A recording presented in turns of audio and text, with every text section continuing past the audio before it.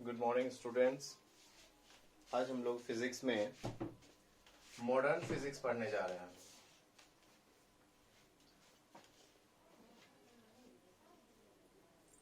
Modern physics most of जो questions आते हैं हमारे बोर्ड एग्जामिनेशंस में वो मॉडर्न फिजिक्स से रिलेटेड होते हैं। Approx 2 long questions modern physics से पूछे जाते हैं और बहुत सारे ऑब्जेक्टिव्स और शॉर्ट क्वेश्चंस भी। तो हम लोग मॉडर्न फिजिक्स जो कि आपको 22 मार्क्स का टोटल एग्जामिनेशंस में आता है, मिनिमम 22 मार्क्स इससे आता है हर साल के एग्जाम में, फाइनल एग्जामिनेशंस में। अब हम लोग इस चैप्टर में, इस मॉडर्न फिजिक्स में जो सबसे पहला चैप्टर है हमारा, dual nature of light oblique radiation. देखिए, लाइट तो हम जानते हैं कि लाइट क्या है, यानी प्रकाश या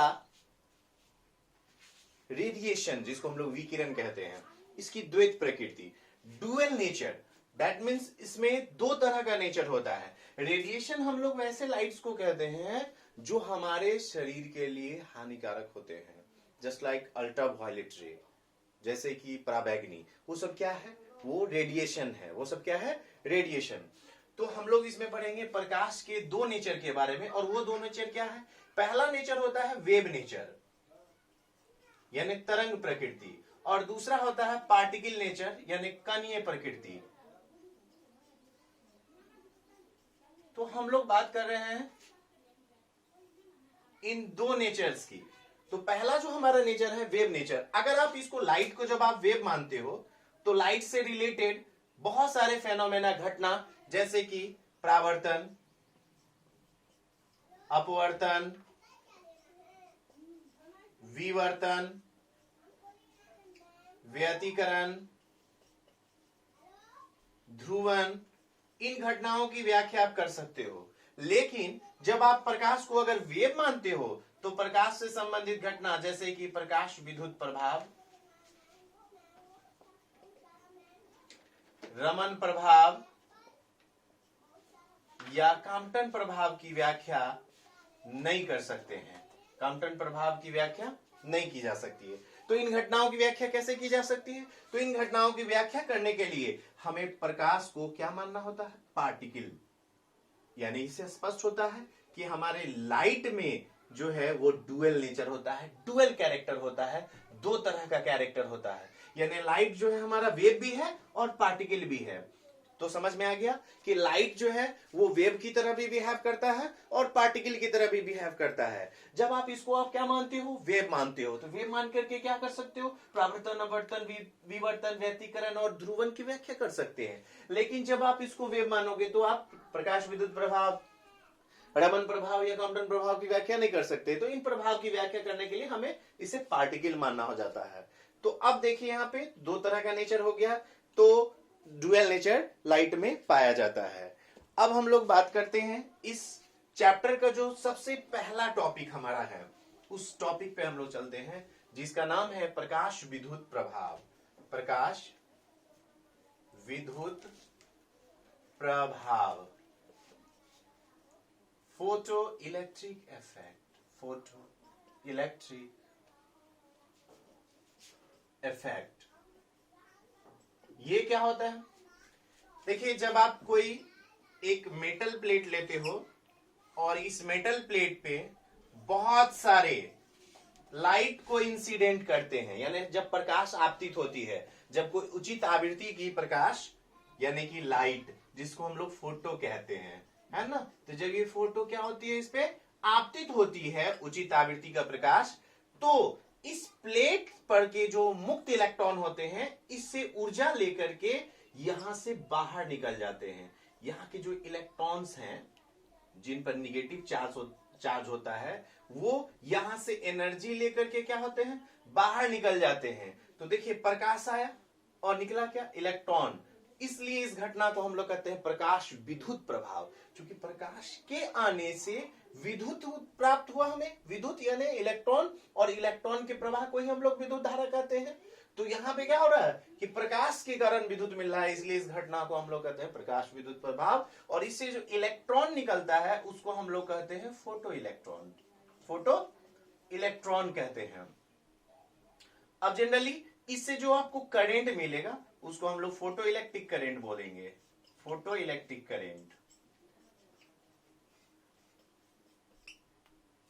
अब देखिए, आप सोच रहे होंगे कि क्या सभी मेटल्स में ऐसा होगा? नहीं, इसमें आपको क्षारीय धातु ज्यादातर लिया जाता है। क्यों लिया जाता है? क्योंकि हम लोग जानते हैं क्षारीय धातु में जो इलेक्ट्रॉन रिलीज करने की क्षमता है वो ज्यादा है, वो आसानी से इलेक्ट्रॉन को रिलीज करता है, इसलिए हम लोग यहाँ पे क्या लेते हैं? ज्यादातर क्षारीय धातु ही लेते हैं।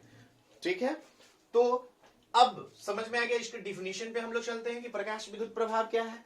तो जब कोई उचित आवृत्ति का प्रकाश किसी धातु के प्लेट पर आपतित होता है तो उस धातु के प्लेट से मुक्त इलेक्ट्रॉन का उत्सर्जन होने लगता है, और इसी घटना को हम लोग कहते हैं प्रकाश विद्युत प्रभाव। इसमें उत्सर्जित इलेक्ट्रॉन को फोटो इलेक्ट्रॉन यानी प्रकाश इलेक्ट्रॉन, और इसमें जो धारा मिलती है उसको हम लोग प्रकाश विद्युत धारा कहते हैं यानी फोटो इलेक्ट्रिक करंट। अब देखिए, इसकी खोज की गई थी 1887 में हेनरिच हर्ट्ज द्वारा। किसके द्वारा की गई थी? हेनरिच हर्ट्ज के द्वारा की गई थी। कब की गई थी? 1887 में। कब किया गया था? 1887 में हेनरिच हर्ट्ज के द्वारा। किसके द्वारा किया गया? हेनरिच हर्ट्ज के द्वारा। तो हम लोग समझ गए प्रकाश विद्युत प्रभाव क्या है। अब आइए नेक्स्ट पॉइंट हमारा जो है इस चैप्टर का, वो है हमारा इलेक्ट्रॉन उत्सर्जन। इलेक्ट्रॉन उत्सर्जन,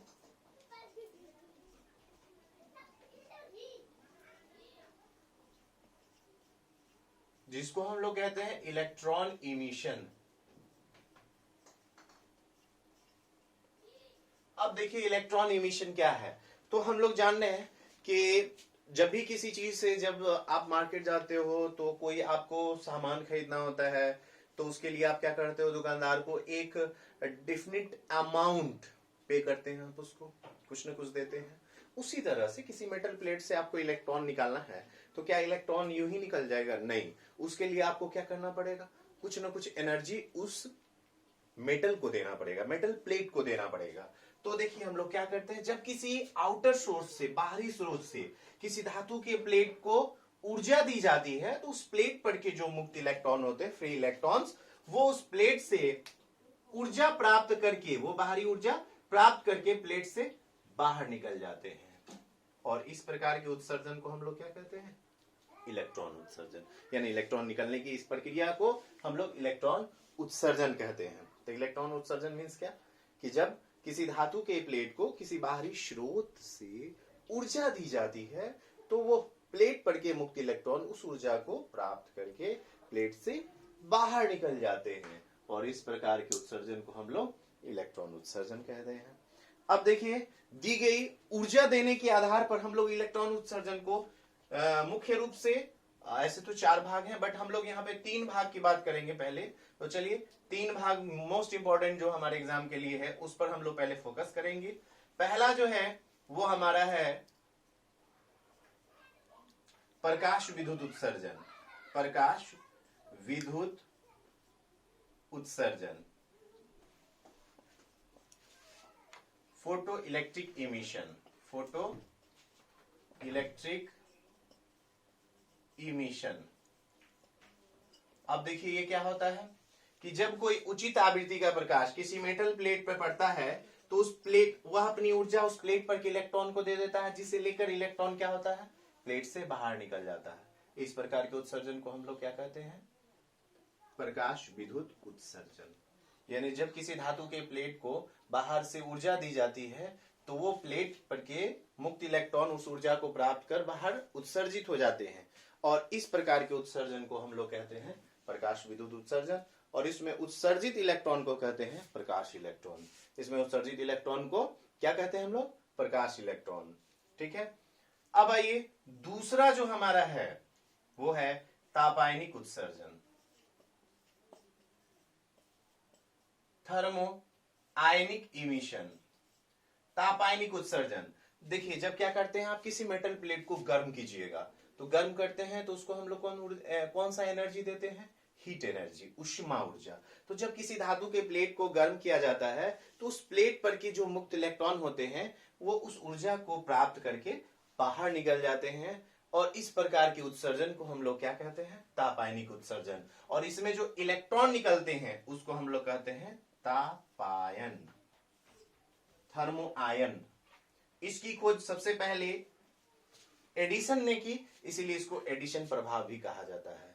कौन प्रभाव कहा जाएगा? एडिशन प्रभाव। तो तापायनिक उत्सर्जन समझ में आया कि जब किसी धातु के प्लेट को गर्म किया जाता है तो उस प्लेट पर के मुक्त इलेक्ट्रॉन उष्मा ऊर्जा को प्राप्त कर बाहर उत्सर्जित हो जाते हैं, बाहर निकल जाते हैं। इस प्रकार के उत्सर्जन को हम लोग तापायनिक उत्सर्जन कहते हैं।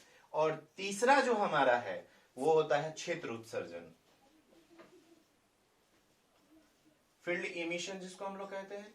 क्या होता है कि जब आप किसी मेटल प्लेट को बहुत ज्यादा ताकतवर इलेक्ट्रिक फील्ड में डालते हैं तो उस प्लेट पर इलेक्ट्रिक फील्ड के कारण क्या लगता है? फोर्स लगता है, ठीक है, उस प्लेट के इलेक्ट्रॉन्स पे, जिसके कारण वो इलेक्ट्रॉन उस प्लेट से बाहर निकलने लगते हैं।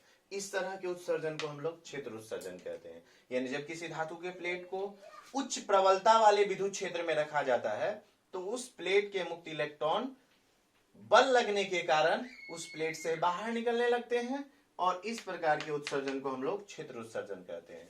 चौथा जो होता है हमारा वो होता है द्वितीयक उत्सर्जन,